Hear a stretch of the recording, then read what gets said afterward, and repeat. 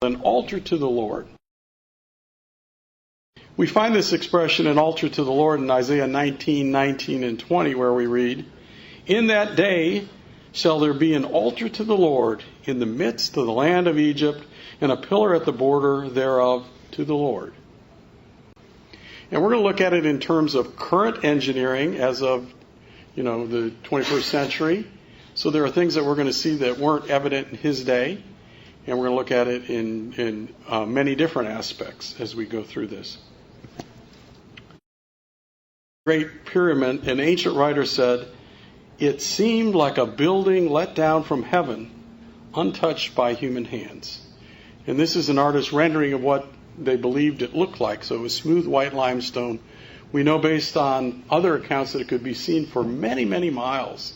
So it was like a beacon that stood out because it was on a high plateau overlooking the delta of Egypt and then the Mediterranean as well. So we're going to answer 3 questions.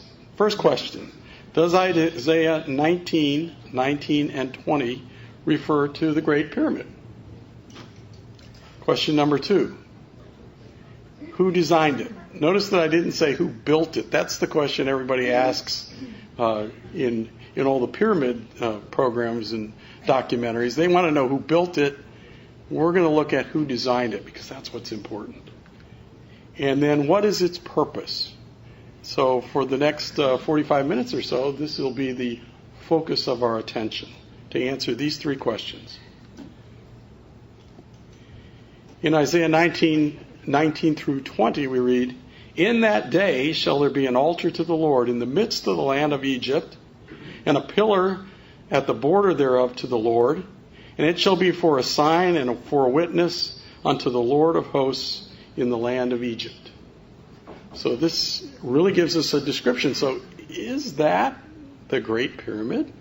Well, let's look at a little more detail at what these phrases mean. Whenever we hear Egypt, we can think symbolically that really represents the world. An altar is a place for sacrifice.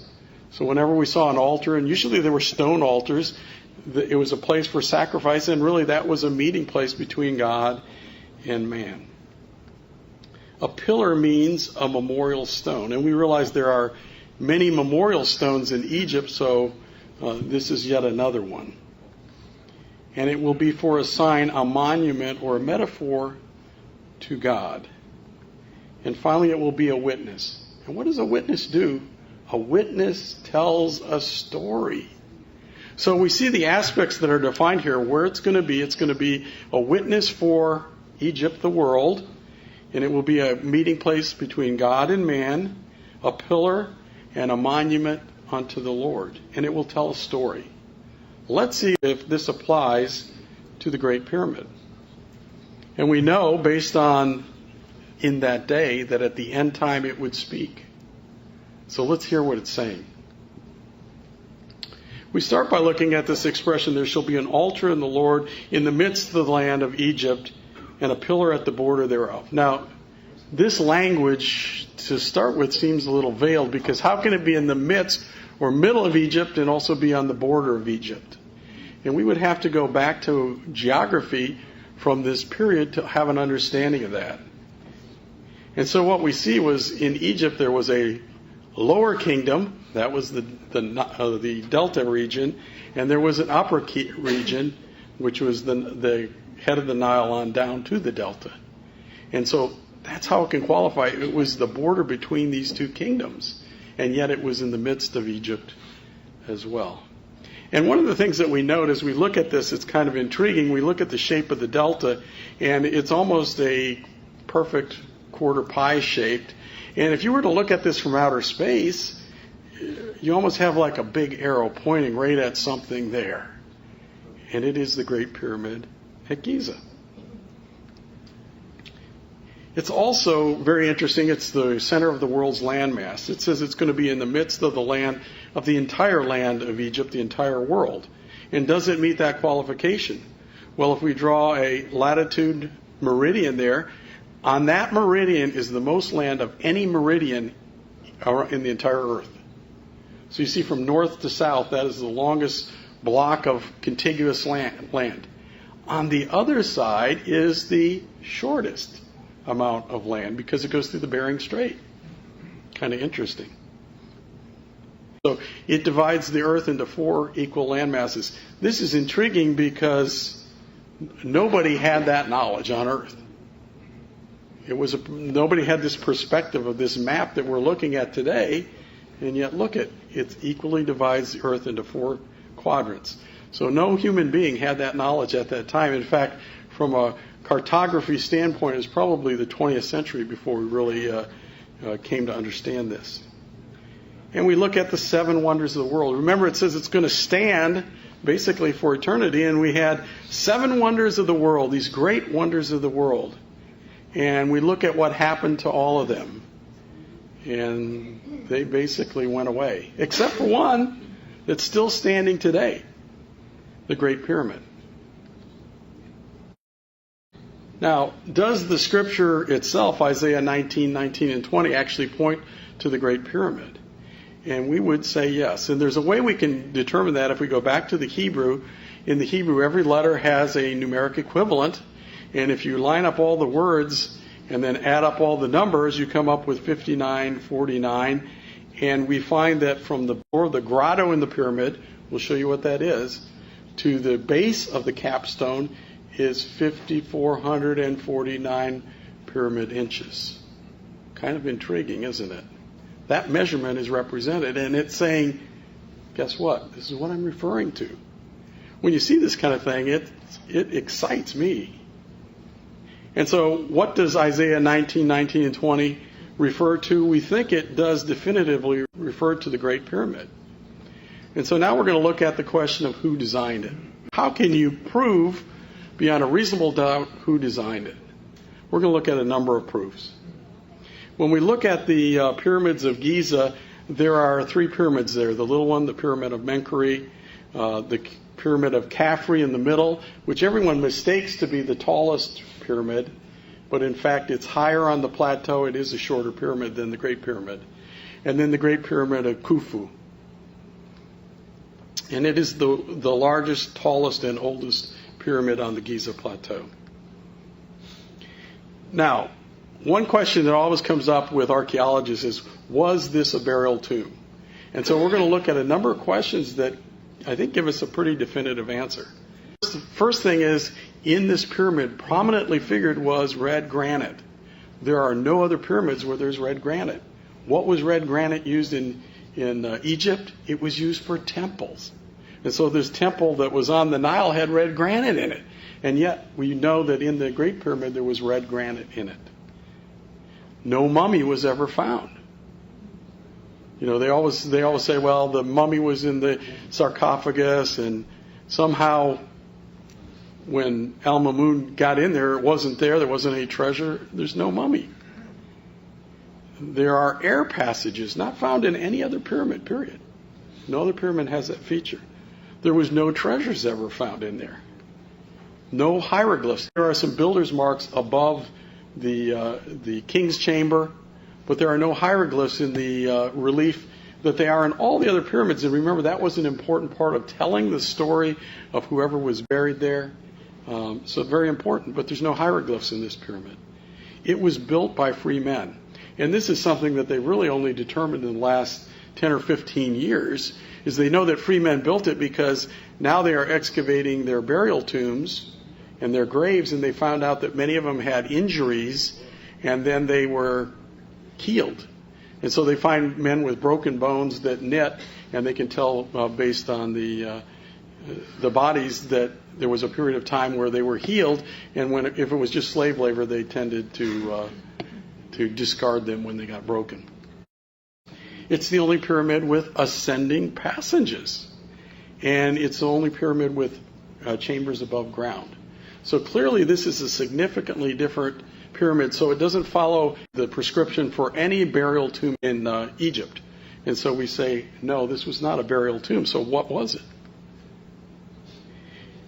One of the important things to understanding who designed it, and remember that's the question we're trying to answer, is how do we discern God?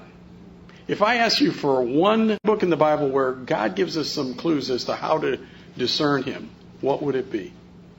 Well, I'll suggest to you it would be what God told Job. And when we turn to Job chapter 38, we get questions from God. He poses these to Job. He says, where were you when I laid the earth's foundations? He says, who marked the earth's dimensions? God says, who stretched a measuring line across the earth? He said, on what were the earth's foundations set? Who laid the earth's cornerstone? What is the way to the abode of light and darkness? Can you bind the beautiful Pleiades? Can you loose the cords of Orion? Can you bring the constellations in their seasons? Can you lead the bear with its cubs? Do you know the laws of the heavens? Who endowed the heart with wisdom? Who gave understanding to the mind? And when we think about it, these things are giving us clues about God. He's asking, can any of you explain any of this? And the answer was no, they couldn't. God had this knowledge. And so, by its very nature, it can help us understand whether this pyramid demonstrates these things. Time, geography, mathematics, geology, engineering, God's plan, cosmology, physics, ransom, and intelligence. So, if we can find these characteristics demonstrated in the pyramid, then that's evidence of to who the designer of the Great Pyramid was. So our question that we're going to look at for most of the rest of our time is, does the pyramid show these characteristics? Are you interested or intrigued? I am. When we look at the pyramid shape is the only one that has a chief cornerstone. The Great Pyramid is the largest stone building on earth, even today by volume. So there are larger buildings, but there are no buildings that have more cubic feet of stone in them. In fact, they said if you took all of the stones from the pyramid, you could make a 6-foot wide sidewalk that went around the equator of the earth. That's how much stone is in there. So a lot. And we're told, and if you're an engineer, you're a structural engineer or building engineer, you're probably going to debate this, but we're told that it would be, the precision in it is even unrivaled in today's world. So the 13 or 14 acres that this takes up, their accuracy is absolutely incredibly precise. And what I was told, according to some sources, is that we're not capable of building a building of this size with this precision today. Now, a lot of that would have to do with the scope of this kind of a project, but the accuracy is a problem even with all of our laser levels and the things that we have today. We're going to look at the pyramid passages, so we're going to actually go for a little tour of the pyramid. You're going to crawl through. We hope to give you a pictorial view of the pyramid. Some of the pictures we're going to use are antique pictures, and the reason we do that is some of the structures now have railings and all sorts of stuff, and so we're going to show you the way it was at the time the Mortons were there early on. And so we start with the entrances. The main entrance was actually up from where Al-Mamun entered. Remember, Al-Mamun was the one that wanted to get into the pyramid and find the great treasure, because this was the largest pyramid in that entire plateau, and he knew there must be great wealth there.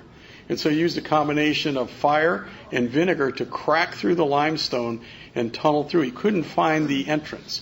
Remember, this was when the casing stones were still there.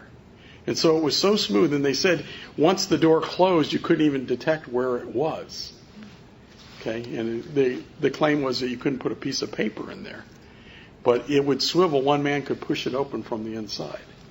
So that's where the main entrance was. Al-Mamun had to kind of blast his way in using rudimentary tools. And so we start with the descending passage. As we get about part of the way down, you'll see a granite plug, and we'll talk about that, and then the ascending passage. So if we go in the descending passage and look back towards the entrance, you're bent over, you're looking back towards the entrance. Now if you turn around, what you would see is the descending passage continuing on down as far as you can see, and then you see overhead the base of the granite plug. Initially, this was the only passage they found. They would bang on the ceiling, and they noticed a difference in sound, and that's how they broke out and discovered the granite plug. So the granite plug is right there. If you go around, they actually tunneled around to get above the granite plug, because it's actually 3 plugs in a row. And this is the top plug here. And then you see the base of the ascending passage going up and to the right. Now we're in the ascending passage looking down at the last granite plug. The stairway we've gone up is just to the left. If we turn around, what we see is the ascending passage, still low, you have to bend over. And you see one of the girdle stones right here. There are 3 girdle stones in that passage as you go up. And of course they've added nice rails and treads so that people don't get hurt going up here. If we were to continue down, go back to the descending passage, there are a number of features. One is the well, which we'll look at, the subterranean chamber, and the pit. And this is one of the areas where we're going to show you an antique picture. This is the subterranean passage before there was railings and markings and all sorts of other stuff that went on. There were some ancient writings on the wall in this section, kind of graffiti. And this is the subterranean chamber. And what you notice here is you wouldn't be claustrophobic here because it's a pretty big chamber. And if we look down, this is another antique picture of the pit. And so we see the pit, and it had been largely filled in by debris that washed down the descending passage. Now, if we go back out and we start to go up the descending passage a ways, we come to the bottom of the well. And the significance of this is, first of all, realize in El Mamun's day that this was not open. This was 4 feet of limestone here, between here and the well. And one of the evidences of that, there was some Roman writing from Roman times found in the subterranean chamber, but it wasn't found anywhere else in the pyramid. And undoubtedly, if they had been roaming around other parts through something like the bottom of the well, they would have marked up things as well. But they didn't. So this was actually chipped out through 4 feet of natural limestone. So this is underground. And if you return to the left today, what you would see is the bottom of the well. And that well was actually chiseled out top to bottom. And then it ended. It didn't connect. So this was unknown before Al Mamun. And the only way he found it was he bypassed the plugs, got into the ascending chamber, and then he noticed that because of some destruction, which you'll see in a minute, he saw the top of the well. And so, of course, they investigated. And this is looking up the well. It's a rough cut passages. It was dug from the top down. And it links to the underground to the passages above. Important to note. It's a very steep tunnel. In fact, the last courses from the grotto on up are vertical, and they are made of masonry from there on up. But this is through rock. And this is a picture of the grotto. And so right behind the man there is a natural grotto or cave that occurred. And then you see the stones that lead on the vertical part of the well leading up to the intersection of the ascending passage, the grand gallery, and the other passage. And so here we are looking up the well. We have the ascending passage and the horizontal passage and the grand gallery. And at the intersection is what? The well. Here's a drawing, an artist's drawing of the well. This is after they cleared out the debris when Al Mahmud was there. And then from then on. And what they said was it looked as though there was an explosion and it just blew out. This was all limestone here that covered this well opening. But at some point it blew out. And so that's how they discovered the well. So they, of course, cleared that debris. So looking down, we've gone a little bit up the grand gallery. We're looking back. The top of the well you just saw would be where the arrow points. The ascending passage we just came up. And the horizontal passage actually goes right underneath us. This is another antique picture where we see, I think this is one of the Morton brothers going up the grand gallery. And he's having to use handholds. There are no rails at that point. And so we see the difference there as well. And so he has to pull up by his hands. Now the grand gallery is very impressive. It is 7 times taller than the ascending passage. anytime we see that number 7, what does it remind us of? A complete spiritual number. And there's another 7 shown here in the Grand Gallery, and it has 7 corbels. This is a corbelled vault, so they step the stones in as they go up, and there are 7 levels of those corbels. So yet another thing. And we think this helps us in understanding these symbolic numbers, will help us in understanding the symbolic meaning of that passage as well. So we have 2 7s here. It's 7 times higher than the ascending tunnel, and it also has 7 corbels.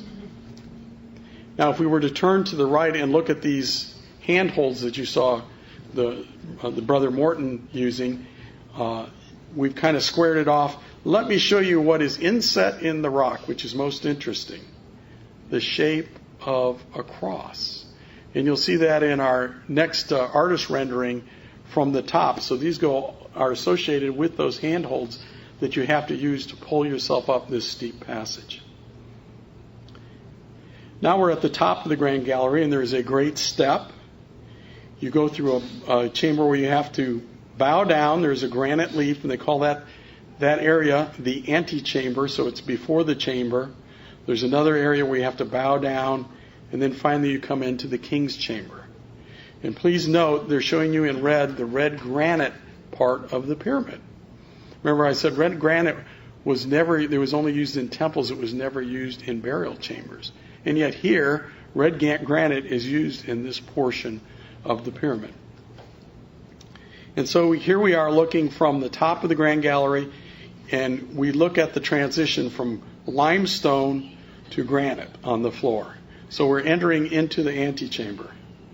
If we turn around and look at it from the inside looking out, you can see much clearer the transition between the red granite and the limestone. So now we're in the antechamber looking back out. And you're looking at the backside of the granite leaf. And so in the antechamber you have a granite leaf. And this one's kind of interesting because what's the purpose of these leaves? Well, originally the purpose was those leaves were put in place to prevent entry into the king's chamber. But you'll notice the first one, there's no grooves. It can't go down. So what's that for? And on the right, you're seeing the backside of that granite leaf. It's actually made of 2 slabs of granite that are joined together. So all of them were made of red granite. 3 leaves moved and 1 was fixed. And you had to bow down in order to get into this chamber. In the king's chamber, now we're looking back out. Where it says entrance, we're looking out towards the Grand Gallery. So we come in through the antechamber. There is a vent on each of the walls, the left wall and the right wall. You're only able to see the right wall. And then you see where the coffer is as well. And so all of these things are put in place. Now the vents in the king's chamber were always open. So there was always vents there. Remember, that's one of the characteristics we said. They didn't have ventilated tombs, except the Great Pyramid does. So here's a close-up looking at the air vent, and it gives you a real nice view of the red granite. And this really shows that this was not a death chamber, but a chamber of life. Here is the coffer, and one of the impressive things about the coffer is carved from a solid block of granite. It is about the same volume interior as the Ark of the Covenant. And there's no evidence that it had a lid. There's no mention of a lid anywhere. And the coffer had to be built in place. It was too large to go in place after the tomb was built. So it had to be part of the construction. It wouldn't fit through the passages. Next, we're going to look at the horizontal passage. Remember, at the beginning of the Grand Gallery, had a horizontal passage. It was very low, and then it entered into the Queen's Chamber. And so here again, we have one of the Morton brothers looking. You see, he would have to bend over to get in that chamber. He went 6/7 of the way, and all of a sudden there was a step. And from that step on, he could stand up. And here is an entrance into the Queen's Chamber. On the left side, you see the niche. Now, you see a vent here. There are actually 2 vents in the Queen's Chamber.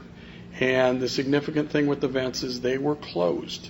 They were only found by sounding on the walls. They found a place that sounded hollow. They broke through and found that there were vents. And the queen's chamber is all limestone. It's not granite. Once again, there are corbels, and in this case, there are 5 corbels. Now, what is the importance and what's the significance of the niche? There's absolutely no reason to put a niche there. A corbelled vault is to distribute weight away from the walls. And there's no reason to do that here. So it's got to be symbolic. And the thing that came to my mind is that Christ's kingdom, God's kingdom, is the 5th universal empire. Keep that in mind as we continue. So we've kind of gone through the whole pyramid. We've taken the tour. Now let's look at some of the keys.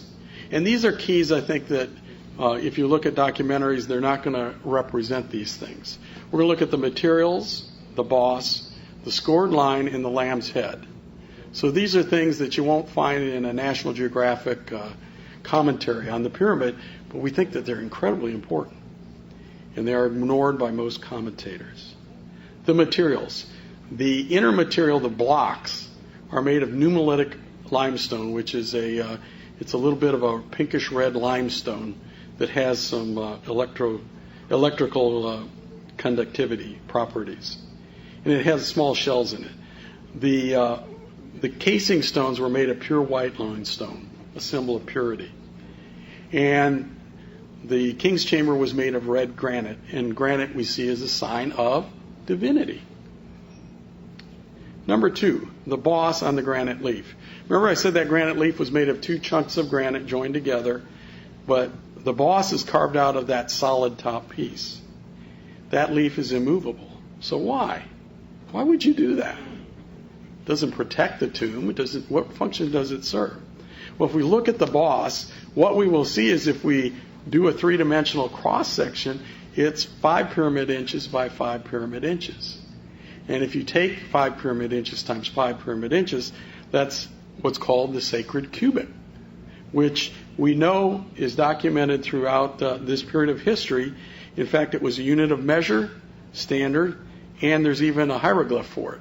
So when you see this hieroglyph with the arm to the elbow, that is for a pyramid cubit. And so we see represented here. So this gives us the scale of what a pyramid inch is. And this is very important. Because remember, we use pyramid inches to do the measurements. So if we go 2,140 inches, pyramid inches down the descending passage, there on each wall there is a scored line. And it's perpendicular to that passage. And what that helps us do is it helps us set the celestial alignments in 2140 BC. And so if we look, the descending passage, that way of death, pointed to what? Alpha Draconis, the dragon. And if we look at the scored line, it points to the Pleiades, which is known as the throne of God. This would be on the equinox at midnight on 2140 BC. And so these alignments are precise. And it's really amazing now we can run these and find out with precision what they pointed to. One of the interesting characteristics of the Great Pyramid is it was not built on a level plane.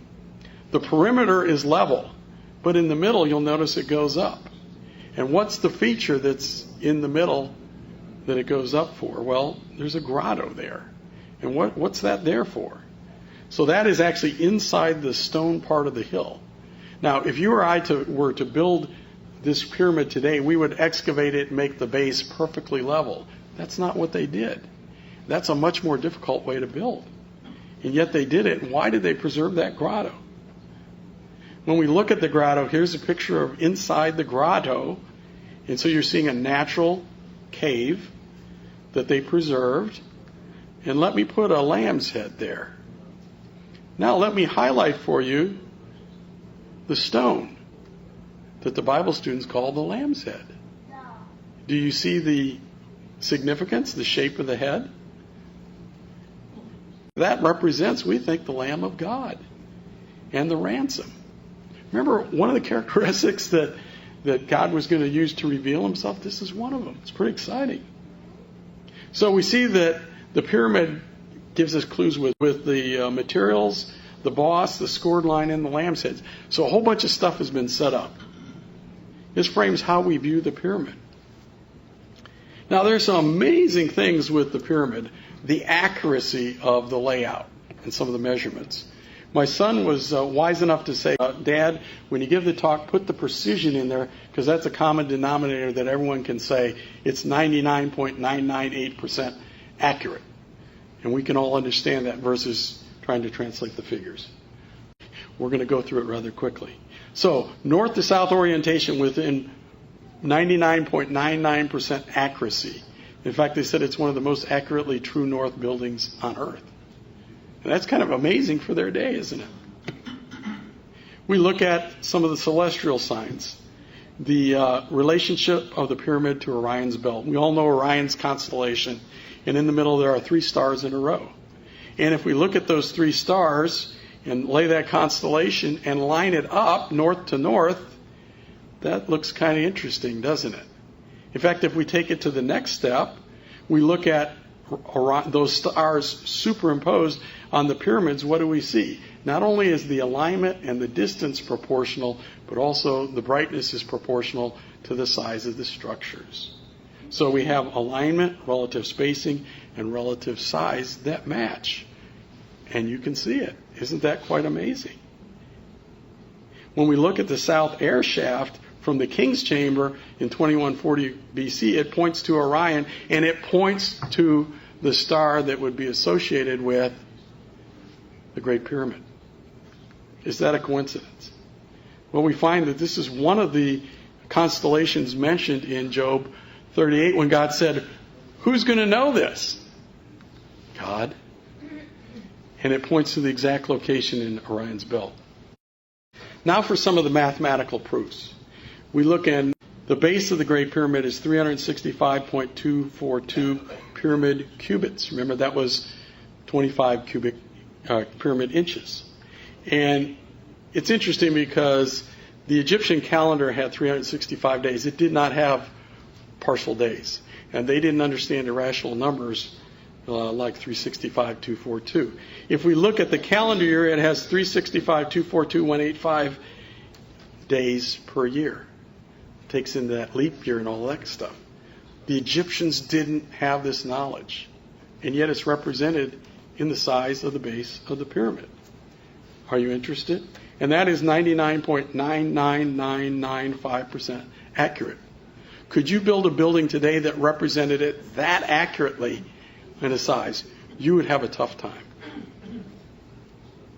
We see the pyramid specifies the value of pi. And once again, they didn't have irrational numbers, so they didn't understand this. And so if you take the base twice, divided by the height, you come up with 3.141596422.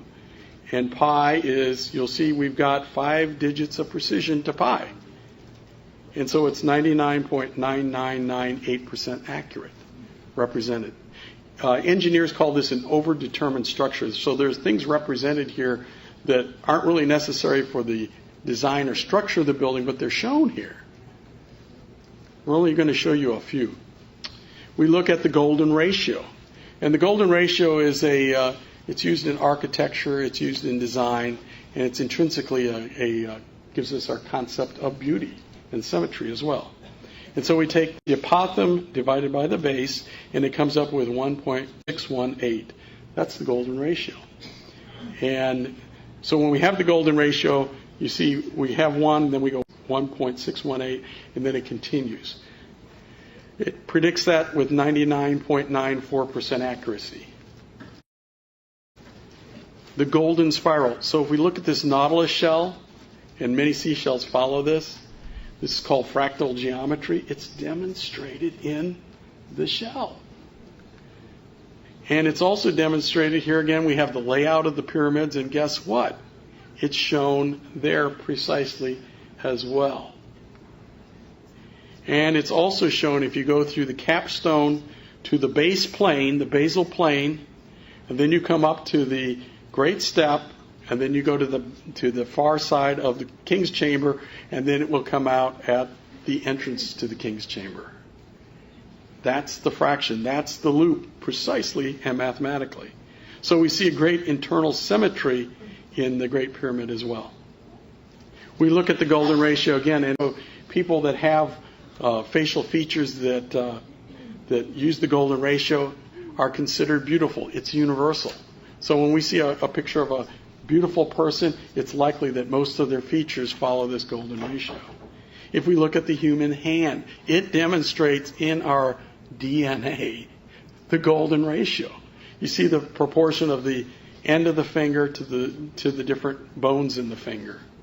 It demonstrates the golden ratio. It's in our DNA. And we look at buildings that are classic architecture, and they demonstrate the golden ratio. That's really when men became aware of it and started to design and use it. So back in the Egyptians' time, they didn't understand this principle.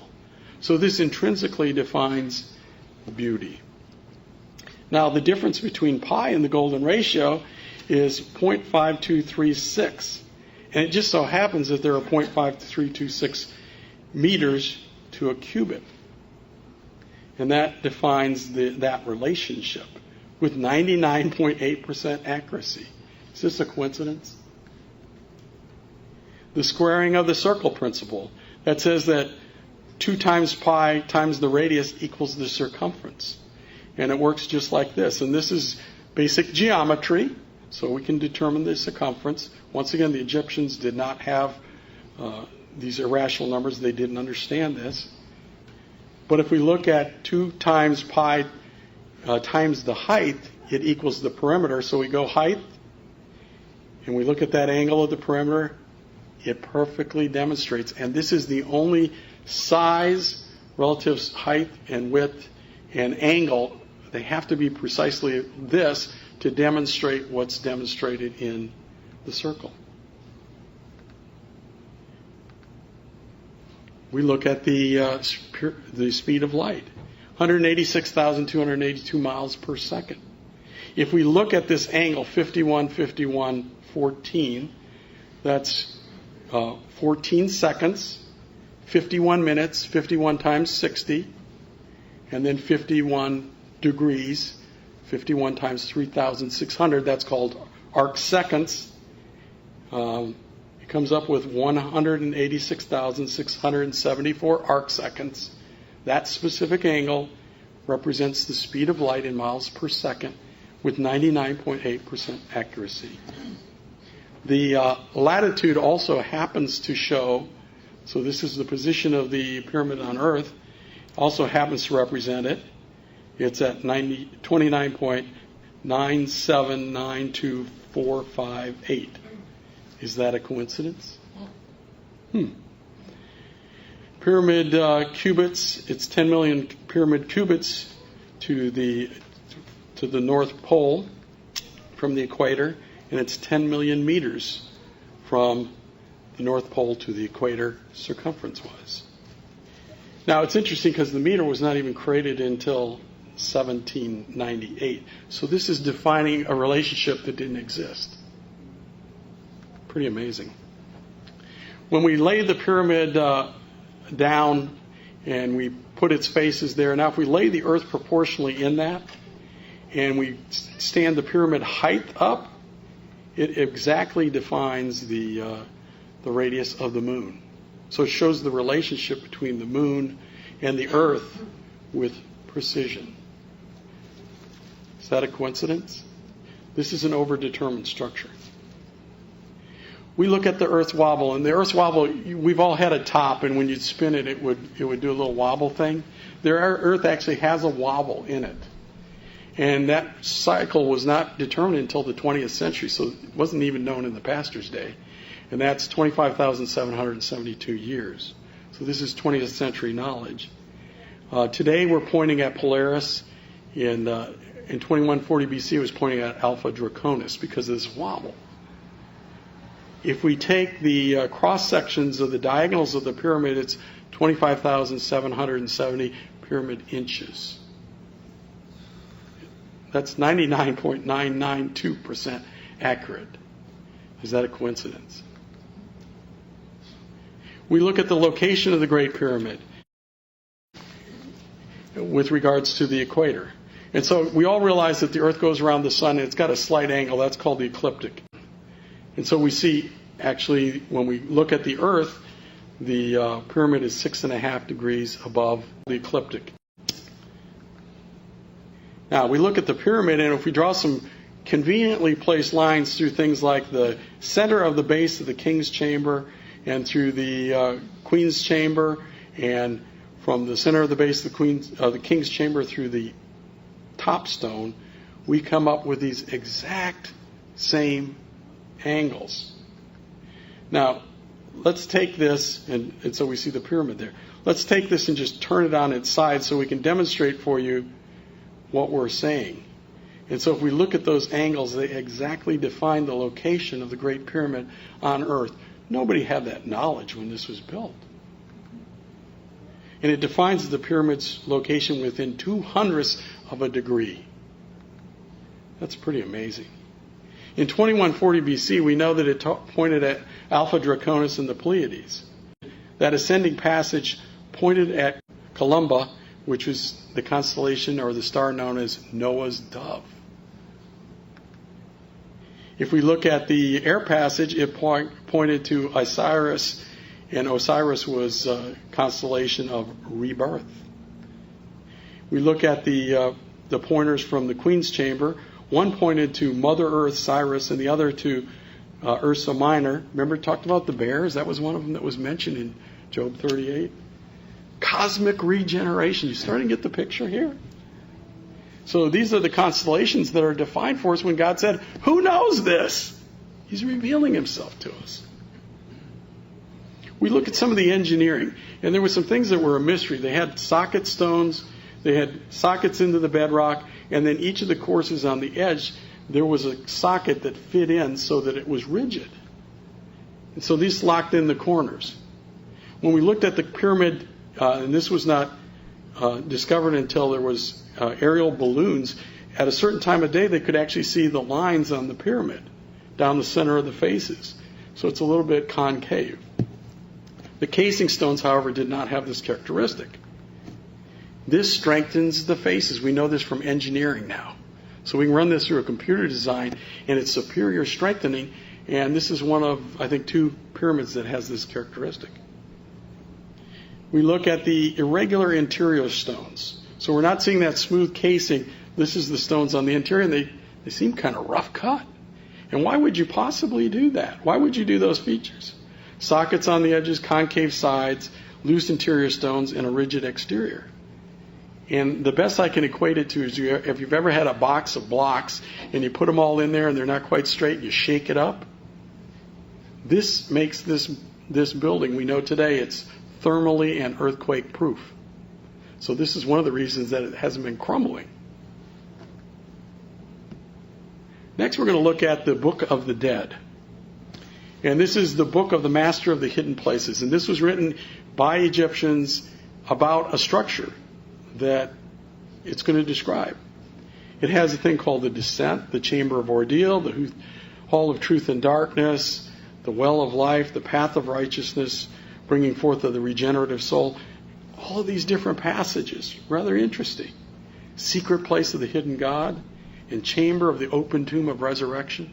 So this is an Egyptian book that describes all of these features. And when we look, remember we had these different passages. We can actually identify in this structure passages that line up with these descriptions in this book. If we put it in our context, we call the descending passage, which points to what? The dragon star, representing Satan, the descent, the broad road of destruction, the reign of death. We see the ransom demonstrated by the Lamb of God. We see the Jewish and the gospel age represented by those ascending passage, and the horizontal passage representing the messianic age. Let's continue. We look at the subterranean passage, and when you get down there, you have to crawl on your knees. This is really a description of the way to the grave. We look at the passage into the king's chamber. You also have to bend over. And you're surrounded by red granite, and it's the way of righteousness. We look at the horizontal passage, and here's the point where you can stand fully up. It's the full measure of a man. And it's interesting because it's 6/7 of the way down. And if we want to apply just a little bit of chronology here, 6,000 years of man's descent before he can stand upright and enter into a new relationship with God. So you have a full standing, showing the way of holiness. And so we see all of these demonstrated in the Book of the Dead, but then we replace it with what we call the Bible. And we see these features demonstrated very clearly for us. Also, if we turn the pyramid sideways, we can actually illustrate the chart of the ages within the pyramid. We see all of the different dimensions there lined up with the chart of the ages. Isn't that a beautiful picture? Who's going to understand these things? In due time they would talk. God says, "Who is like me?" Isaiah 46, 6 through 10. And thus the Lord says, "Who is like me? Let him proclaim it and declare it. Yes, let him recount it to me in order from the time that I established the ancient nation. And let them declare to them the things that are coming and the events that are going to take place. For I am God and there is none else. I am God and there is none like me, declaring the end from the beginning." And so God's challenging him and saying, who else can do this? Only God can do it. Who could represent the meter centuries before it was designed? Who could represent the mile before it was ever a measure? And so God records the future in the pyramid. Does the pyramid show these characteristics that we talked about? Time, geography, mathematics. These are all the things that Job 38 revealed, and God said, who can know this? Only God. God left his mark. And said, who designed it? We feel it definitively. It was God. What is its purpose? Well, we understand that it has a chief cornerstone. And it says that we're builded up together for habitation of God through the Spirit. And it's the stone that the builders rejected. And it is the perfect template to build the entire rest of the pyramid. So with that one stone, you could build the entire rest of the structure. It's a model for the building. We look in the kingdom. This is exciting. In Genesis 15:18 it says, "The Lord made a covenant with Abram, saying unto him, Unto thy seed I have given this land." From where? From the river of Egypt to the river Euphrates. And what's on the river of Egypt? It's the Great Pyramid. To be a memorial between Israel and Egypt, the world of mankind, during the kingdom in the ages to come. Where else could it be? We think it's the Bible and stone. A memorial stone in Egypt to witness God's plan to mankind forever. That's exciting. We see God's plan demonstrated in it. What is its purpose? It's a witness for all eternity. Now I have a fourth question. And this one you have to discuss among yourselves. Was the pyramid a model of God's creation? Or was it the blueprint for his creation?